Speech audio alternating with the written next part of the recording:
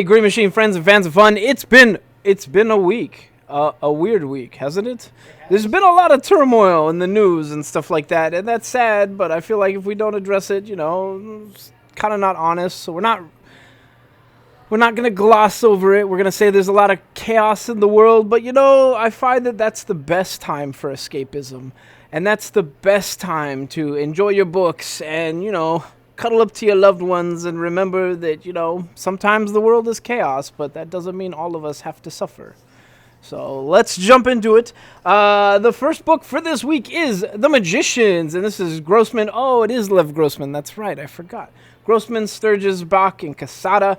This, again, is amazing. It's awesome. It's about a bunch of hedge witches, I think 3 of them, and their teacher go to break bills. I almost said Hogwarts. Go to break bills, and, they work with the traditionally trained, and they're learning battle magic because something bad is coming. And I love everything about this. The last issue, though, I think the issue before last, it ended with one of them dying. Like, she went to cast a spell and just, flamed up and died. And they were like, oh, damn. And they weren't supposed to be practicing, so they buried her. And then they, went back and went to sleep. And they took they casted a spell so that they couldn't talk about it beyond, just themselves. And then, lo and behold, she was alive. And so they're investigating that in this. And what do you do in that situation? If you say anything, you're going to get yourself in trouble and possibly expelled. If you don't say anything, there might be something more sinister in play. Yeah, I would bite the bullet on that one. Snitch. Yeah, I don't know. Magic, magic does not mess around. But, the thing about Lev Grossman is he doesn't mess around either, and he doesn't tend to do what people expect. That's weird. Anyways, so that's the loudest people I've heard in the mall all night, and right when we were recording. 2 old dudes just getting crazy. Getting hyphy. All right, we'll continue on. Oh, my phone, you should have been silenced. I'm so sorry. Let me silence this sucker real fast. Okay, next book. So that's Magicians. It's awesome. It's awesome. Everybody should be on board with the Magicians right now.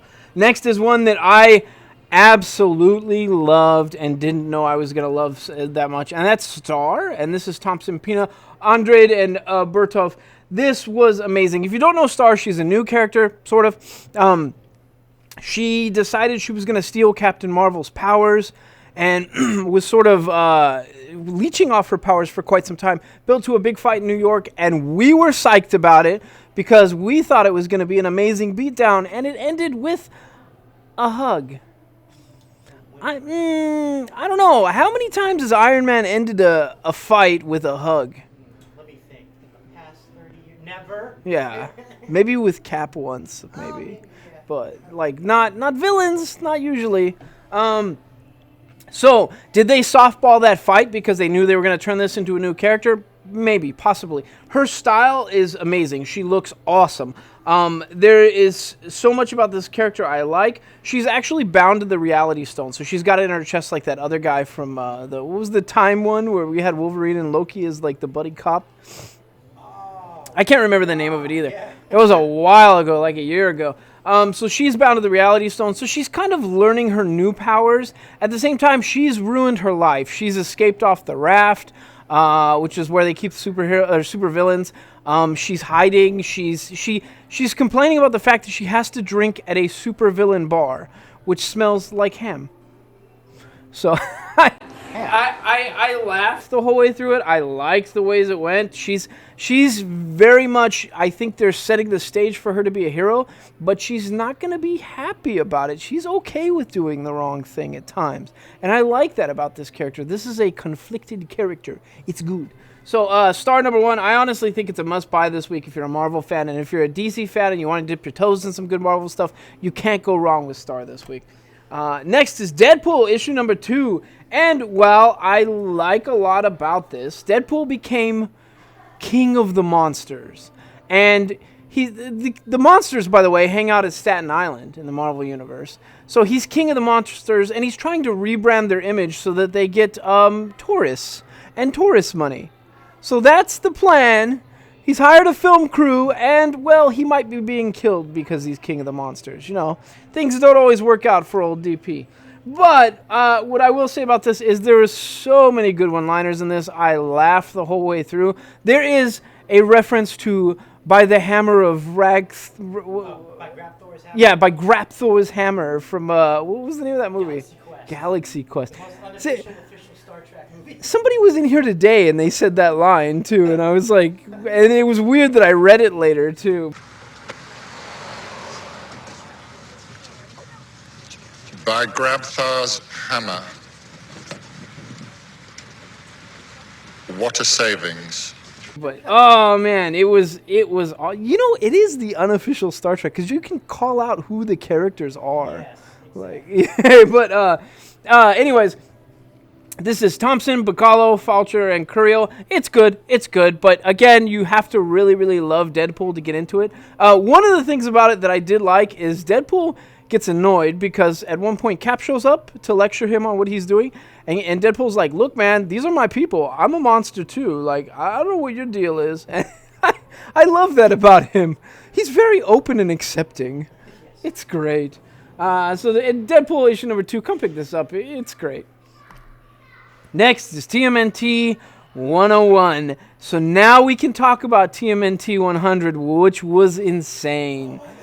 Shredder and the Dragon sort of made peace, but came back. We don't know really who is in control of Shredder right now, as I think it's implied. So he's been resurrected. That's going to be a problem. He's taken back control of the Foot Clan. The Hamato clan, however, has suffered a loss because Splinter, who was Foot, he was leading the Foot, and then came back across to the Hamato clan. He's dead. Splinter is dead. And I can't remember the last time I've seen him. I know he's died before, but he's like dead. Like they're done. And meanwhile, we've got Jennika, the new Ninja Turtle, who is yellow, and she's got the claws. And I really love that character, but all of them are suffering right now. And when the turtles suffer, they kind of go and do their own things.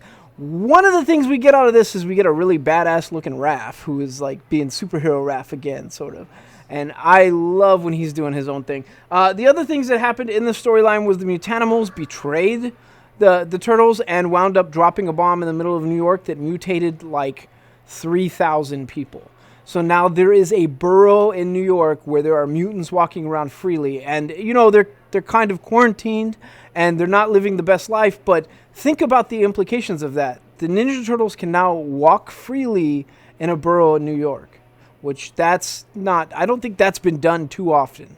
So it's pretty cool right now. It's a great time to be a TMNT fan. So you need to come pick this up. Issue 101. This is Eastman, Campbell, and Pattinson. I didn't know that Eastman was actually working on the actual book. It makes sense. So anyways, it's awesome. Come pick this up. Next is 20XX. I have to apologize. Lauren Keeley and Jonathan Luna. I did not read the first book, and as such, I was a little bit confused, that's my big warning. It's a little confusing. What the story seems to center around is there is a big portion of the population that can move things with their mind. They'd have telekinesis. And a lot of them wind up stabbing people with sharp rocks. I don't understand the significance of the sharp rocks, but that's what they all use. Meanwhile, there are other people sort of navigating the world and playing politics in the background, and these people are sort of caught in between. The one gal who is the main character of the story, she's kind of learning her powers and fumbling through it at times. And it's interesting to see. The problem is I've seen this done a lot better with X-Men. So, it's so-so at best. The other thing, too, is it's a black and white comic, which is a bit weird in 2020. Because, I mean, we used to see a lot of black and white comics back in the day. TMNT original was black and white. Usagi, like a lot of the good comics, but it's weird in 2020. It seems to work. I didn't hate the art. It just, at times, it just felt a little generic at times. But again, what do I know? I'm not an artist. Issue number 2, I missed the first one. I will say this is confusing to jump in on, so I can't recommend it unless you want to go back and get the first one. We can special order it for you. But it was okay. Next is the Dollhouse Family, and I thought Dollhouse was the most interesting of the Hill House comics, and that hasn't changed at all. I had a really, really good time with this book, It's quite spooky. They've gone into some of the lore that centers around the dollhouse, the past lore, the present lore, and they're sort of jumping around timelines while they explain it. It is quite creepy. At times, the dollhouse doesn't just come out to kids, it comes out to adults too, and adults can sort of shove it away, but the way it manifests is super, super creepy. It's a great read. It's a really, really, really, really good, fun read. And this is, of course, what I expect from anything with Joe Hill's name on it. But this is M.R. Carey, Peter Gross, Vince Locke, and Chris Peter. If you like horror and you want some good horror that's deliciously creepy, this will suffice. Next is Gotham City Monsters. Don't you hate it when you're a monster like a Frankenstein or a werewolf or a mummy, and you're just hanging out with your pals, and another group of Frankensteins, werewolf, Dracula, mummies attacks? That sucks. But at least Batwoman's there to help you out. Yeah, that's what happened in this book. It was weird. Did they square off, snapping fingers? No, but the Frankenstein fight was like, I am a pompous blowhard. I too am a pompous blowhard. Let's blow hard together. It was just dialogue upon dialogue upon dialogue, and then punch to the head. I didn't hate it. That's what I want from Frankenstein, and that's really what I want from a lot of these characters. It was just, it's weird. It's a 6-issue miniseries, and this honestly felt like the climax of the story. So I don't know. Didn't hate it. Had a good time, but you have to like the sort of what would you call it? The Universal Monsters type feel in your books. That's what it is. Orlando Nahopan and Moville Hill, pretty good read. If you would need a little bit of spookiness in January, that's a good book for you. Next is Batman 86, and my man Tom King is off Batman, which does break my heart because I am a big Tom King fan, and I know it's not always the most popular thing to say, but I love Tom King's run. However, we get Tinian the Fourth on this. This is Tinian the Fourth, Daniel Miki Mori. So, does it keep up with the Tom King level of excellence? Yes. Yes, it does. There is a lot to unpack from this issue. It's hard to talk about this issue because it's the beginning of a run without actually spoiling a little. So this is your spoiler warning. This is your last chance. After this, there is no turning back.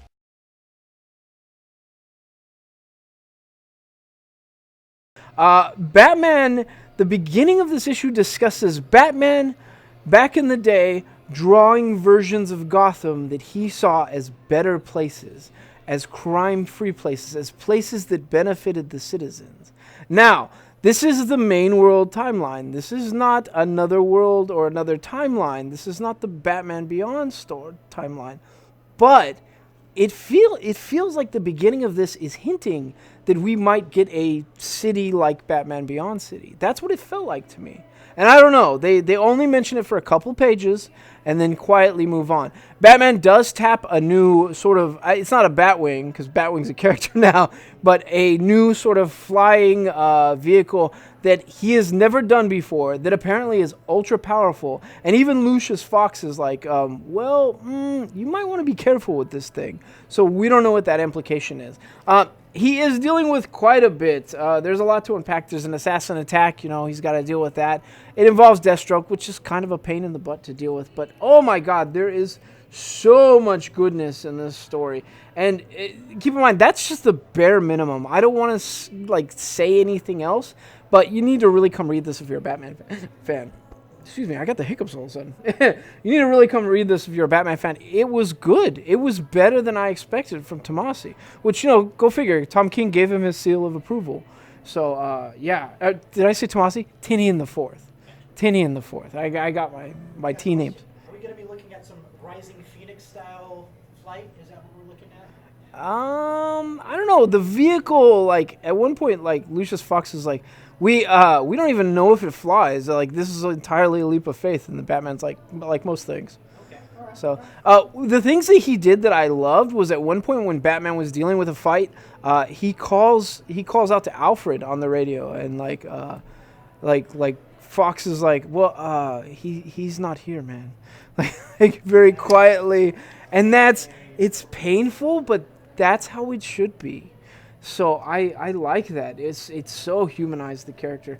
There's a lot to write home about. I'm going to be thinking about this one probably all week because I'm a huge Batman fan. But it was a really, really good showing for the beginning of a run. Come pick this up. Yeah.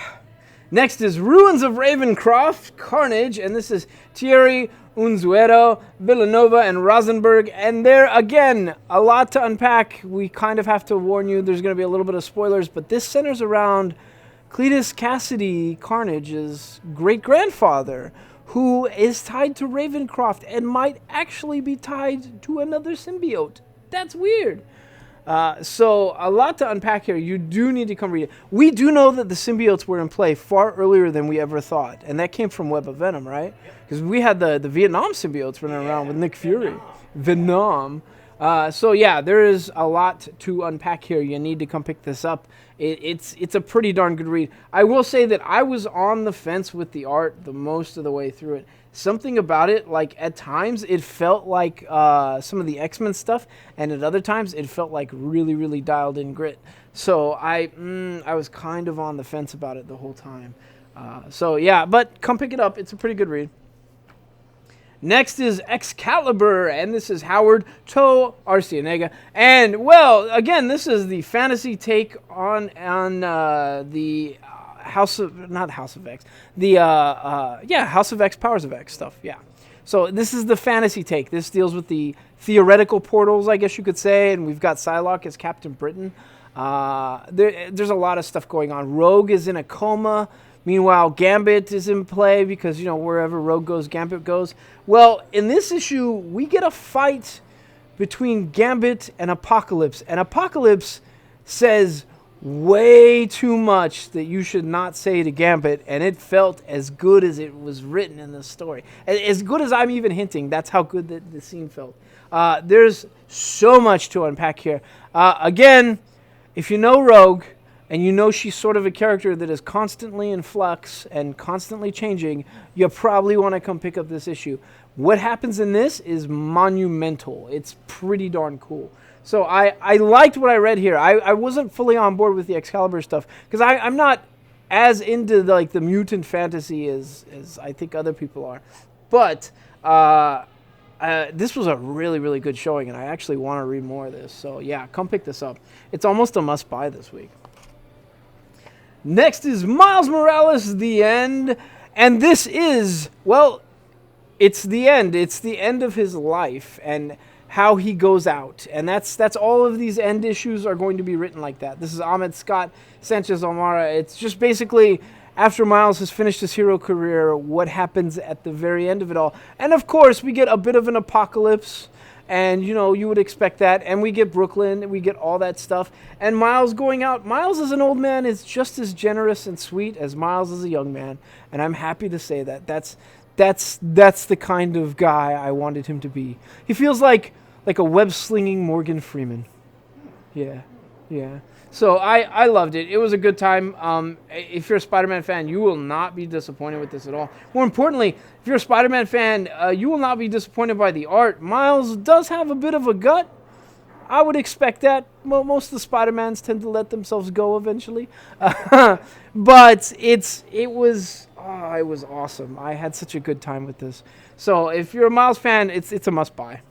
Next book is X-Force, and X-Force, if you don't know, instead of the wisecracking funny stuff that people know from the movie, this is the CIA agent team for the X-Men right now, and with good reason. Like, at one point, they've discovered that, well, I guess they didn't discover, right? That Krakoa got invaded. Oh, yeah, it got invaded by humans who were wearing Domino's skin. That's how they managed to get on the island, and they killed Professor X, who was resurrected, but that's a good way to piss off mutants. So they're sort of reeling with that. I will say it's a wrap-up of a story arc and beginning of something else. It's a good wrap-up. The fighting was amazing. You get a Wolverine in half still kicking butt, which is always sort of fun, but I still wonder, how do you rip an adamantium skeleton in half? That's weird. But Nonetheless, it does happen more often than not, which is weird. Anyways, Benjamin Percy, Joshua Cassera, and Dean White. XForce, the art is amazing. The story is really, really good. This is the end of an arc, so you might be a little confused, but I gotta tell you, the fighting is badass, and we get a leveled up Domino in this story, which is pretty cool to see. So yeah, come check this out. Next is The Clock, and we gotta talk about this for a moment, because there is a thing writers do called the ticking clock. And if you ever want to know where the tension is in a story, you look for the ticking clock. Whatever it is. I think Chuck Palahniuk discussed it where, like, you know, the ticking clock could be like you buy a year's worth of cat food and then your cat gets diagnosed with cancer. So, you know, you got to figure out if you're going to get through this whole year's worth of food, and he's like, the cancer is the ticking clock. Well, good news in this story, the ticking clock is also cancer. Sort of. There is a disease that is secretly being spread to, like, the rest of the world, and like nobody knows that they have it, but like 1 in 1,000 people do, and it's basically super aggressive cancer that's going to come out in a year. And more people apparently are dying from it, but it's going to get worse and worse. So that's the ticking clock of the story. There's another clock in play. The main character finds out that his wife was killed, did not die naturally, was targeted. So he's got to figure that out as well. And yeah, so it's a very interesting premise. I'm intrigued. This is Image and Top Cow. I will say the art is pretty generic. The story was interesting, but it's gonna be your sort of, like, I guess, Outbreak type story, like you're trying to, like, medically figure stuff out and rushing around. There's not gonna be a lot of superpowers, so if this is your jam, come pick it up. It's pretty good. Next is New Mutants. This is issue number 5. This is Hickman A Race, and I take everything back that I said about the first 2 issues, because the first 2 issues felt pointless to me, and they were like out in space, and I didn't much care for it. And then the next 2 issues, 3 and 4, pretty darn good. This picks up with the mutants in space, and it was awesome. I laughed the whole way through it. Magic was hysterical in this issue. Oh god, it was so good. I want to talk more about it, but I think I've already thrown out so many spoilers this week, so I'm not going to do that. I will tell you the art was outstanding. The storyline was outstanding. Had the best time with it. I love everything coming out of these X-Men books right now, which is so weird. I'm not an X-Men fan usually. I am now. So there you go. Come pick it up. It's awesome. It's weird too. New Mutants to me feels like the strongest book, and it's not the biggest subs. It's probably the least amount of subs. It was so odd. Next is Marvel's X, and first of all, let's discuss this cover. Do you notice anything about this cover?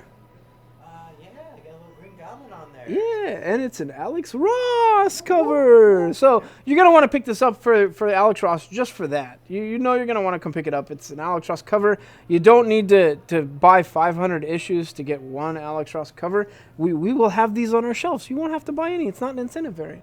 So that's pretty cool. The other thing about it was this story was super intriguing. It takes place in the future when superheroes, a virus has broken out, and it infects people, and some people die, and other people get superpowers. So this is George R. R. Martin's Wild Card series eventually, but it spreads all over the world, and the main character doesn't have powers, but he does wear a goblin mask and sneak out to go get his grandmother food, because if he's seen without powers, like, the mutants will try to eat him.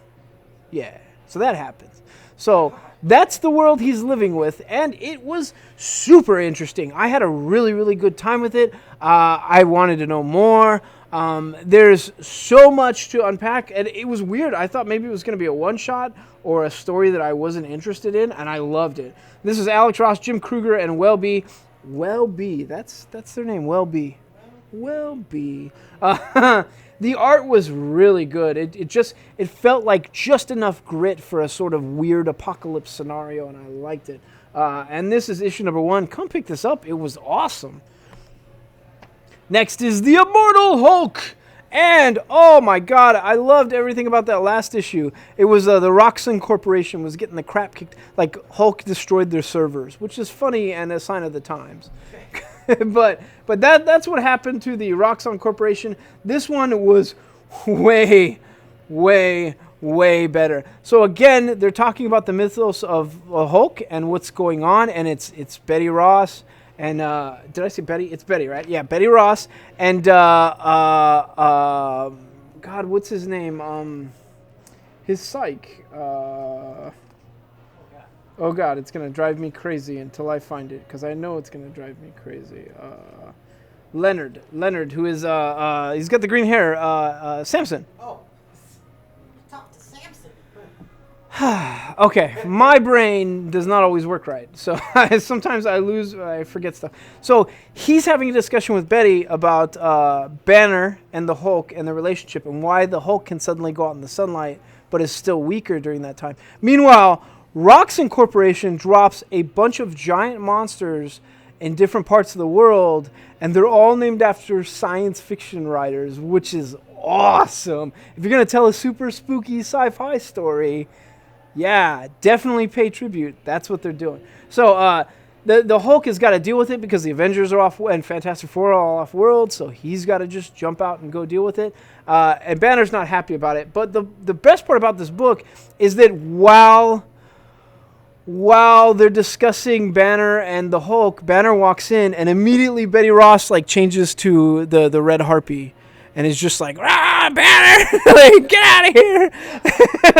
So the X's are not happy with each other. I loved it. I thought it was awesome. The writing is great. The writing is still amazing. The storyline, I mean, the art is still amazing. The storyline's never boring. The Immortal Hulk, you really can't go wrong with this. If you're a Marvel fan, you totally should be on board with this. This is Ewing, Bennett, Jose, and Bravo, and Mounts. Come pick this up. It's amazing. That's a lot of people working on the Immortal Hulk, and it shows. Next is Young Justice, the Wonder Comics brand. And I got to talk about this for a minute because all of the Wonder Comics characters are coming together in Young Justice. And I'm wondering if that was the point of it. But we got a sneak peek on some stuff. And I'm happy to say that one of my favorite new characters, should we say it? I mean, it's already out there. You can check it out. But Sideways is on the cover of Young Justice coming in a couple months. And I am hyped about that. So, yeah. Sideways is going to be back. And we said it, too. We said they were probably shelving him for a year, and then they were probably going to throw him on Young Justice or something. And that's what's happening. So, this team is Naomi. We're getting Dial H for Heroes in this, and the Wonder Twins. All the Wonder comics are coming together right now. It's great.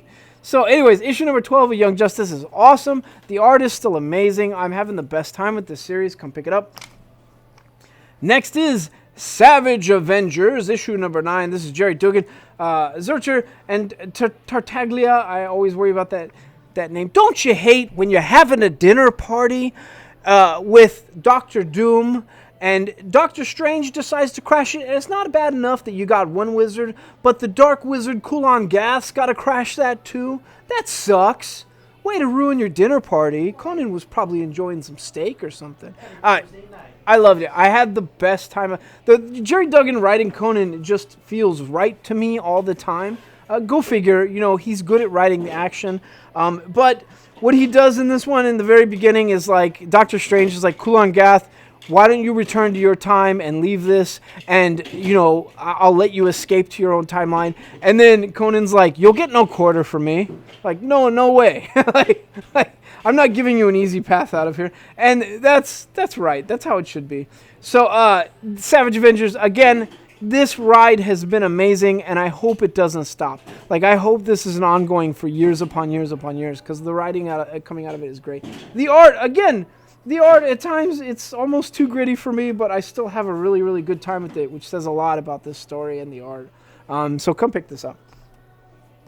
Ghost Rider, issue number 4. This is Brisson, Cooter, for Gary and Keith. We know that Johnny Blaze is back, and Johnny Blaze is the king of hell, and he's having to deal with insurrections in hell. He's having to deal with Mephisto pulling strings from behind the scenes, so he goes to confront Mephisto and finds Wong waiting there defending Mephisto because Mephisto is in prison. So that's a problem. He's got to deal with Wong, and that's not an easy fight by any means. But on top of that, Danny Ketch decides he's going to go hit up limbo, and get some other people involved. And that's interesting to see. Like they're tapping other stuff in the Marvel Heaven and Hell mythos that I haven't seen all that often. So I had a really good time with this, and I really think you should go pick this up because we're gonna see some characters change in some cool ways in this issue. It's gonna be the sort of first appearance of things. That's all I'm gonna say. So come pick this up. It was pretty darn cool. Next is Fallen Angels issue number 5, and this is Hill Kudransky. Oh, Kudransky. That's why that art. Okay. Hill Kudransky and Darmada. Again, I have little to complain about these X-Men related books, and Fallen Angels, again, nothing to complain about. The art is really, really cool. At times, it's almost haunting. The storyline's great. This centers around like Psylocke's hidden team that's sort of... They're kind of coming to the terms that are the decision that they have to leave heaven. They have to leave mutant heaven, which is Krakoa, and go help mankind. And, you know, they sort of don't want to do it, but they do want to do it. But more importantly, Psylocke is driven by some revenge here. She wants some revenge. And so, yeah, that's setting the stage. They've figured out where they get their name from in the storyline, and it only took 5 issues, but it was pretty good. I haven't been bored at all with it. I will say that Cable's age does weird me out because I still see, like, the old, like, 90s Cable in my head, and I know time travel and all that, yeah. But, yeah. So, anyways, having a good time with Fallen Angels. You know what you get if you get these X books. Come pick it up. Next is Daphne Burn. David Byrne from Talking Heads. Byrne. David Burns from Talking Heads. So, I guess this is Daphne Burn. Anyways, this is another Hill House book. And again, if you like horror, you will love this. This one is very dark and creepy and might center around necromancy, does center around like psychic powers and stuff like that, whether or not they're real or fake. And this is Laura Marks, Kelly Jones, and Michelle Madsen. The art was really, really good for a horror comic. It had a very, to me, it felt like a 70s horror comic, which is a good thing. Like those 70s and 80s horror comics felt right. At times it felt like, I guess, Vault of Horrors type stuff. It was a good time. Come pick this up. If you like horror stuff, you will absolutely love this issue. So yeah, it's an issue 1. Come pick it up. Last book before we do our go no-go list. And this is the one copy per store issue. But obviously this is Power Rangers TMNT crossover. And that's the White Ranger right there. And oh god, these Montez variants are so amazing. Yogi will throw up the main cover, but this is the Montez variant. And this is, I'm sorry, I'm probably taking this one too. I know I took the last one per store, but I love these so much. What do you get in this issue? What do you want from a TMNT Power Rangers issue? You probably want the Power Rangers to go hang out in TMNT land and maybe hang out in the sewers at times. You probably want that. Yeah, you probably want that. You're probably gonna want to see the power or the Ninja Turtles at one time sort of power up at least. Maybe. Would you like them to settle the pineapple pizza debate? Absolutely. It's settled. Michelangelo says the pineapple on pizza is disgusting.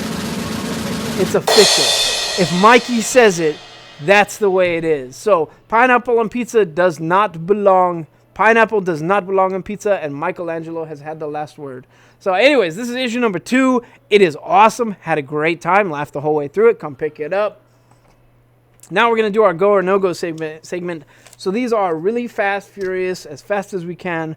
One line's about a book, should go or no-go. Our next issue is Ghost Spider. These are the go and no-go lists, so these will be fast and furious. Ghost Spider, right now, go. The art is amazing. This is a very, very good story. This is exactly what you want from Spider-Gwen, Ghost Spider. Pretty much any Spider-Man related title, this is the kind of story you want. It was great.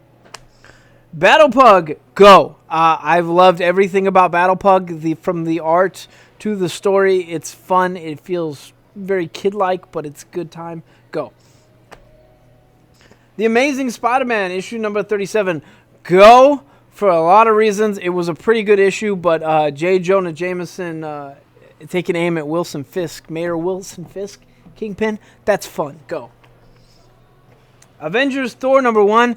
I'm going to have to say no-go, and that's because I got a big complaint from some of our customers that the Gamerverse stories are taken straight from the video games and there's no innovation, nothing new. And it felt pretty much like a video game storyline. I don't know. I think that this is going to be exactly like the Avengers game, so I got to say no go. Venom Island, go. It's Rambo meets Carnage. This is awesome. Go. Stranger Things, issue number 1. It's a new storyline. If you're a big Stranger Things fan, go. If you're anyone else, no go. Dying is Easy, issue number 2. Still awesome. A really, really good time. But you gotta like some non-PC stuff and a lot of curse words. It's a pretty good time. Go. Batman and the Outsiders, issue number 9. I love Black Lightning, and more importantly, I love when Black Lightning butts heads with other superheroes. Because he makes some good points about a lot of stuff, so go. Black Cat, issue number 8. Well, it was a pretty good story. Not great. Honestly, this is the weakest of all the Black Cat stories I've read so far. So issue 8 is, it's on the fence. Go if you really like Black Cat. Anyone else? Wait an issue. Morbius, the Living Vampire. I'm trying so hard to like this story, but did not have the best time with this issue. I don't know why. I gotta say it's a no-go. Yeah. Catwoman, issue number 19. It was pretty good. The action was pretty good. Again, though, I'm still kind of on the fence. Something about the art really turned me off, and I can't figure out what it was. I just didn't bond with the art. So I'm on the fence. It's a go if you like Catwoman. It's a no-go if you're anyone else. And that's our show for this week. We're going to do a drawing really fast. The drawing, we're going to give away dollar comics, I think. So that's what we're doing because we haven't got posters in a while. So we're just doing dollar comics. So, oh, you're coming? Okay. Okay. Ready? No. Sorry, guys. Oh. All right, here we go. First number is 212. That is going to be Victor Ayala. Victor Ayala, you won a poster. Not poster. Free comic. Yeah. 75. Josh Arnold. Josh Arnold. Very, very good customer. You've won a comic. 241. And that is going to be Hannah Graber. Hannah Graber, you won a comic. So come see us for your free comic. And that's our show for this week. To the answer.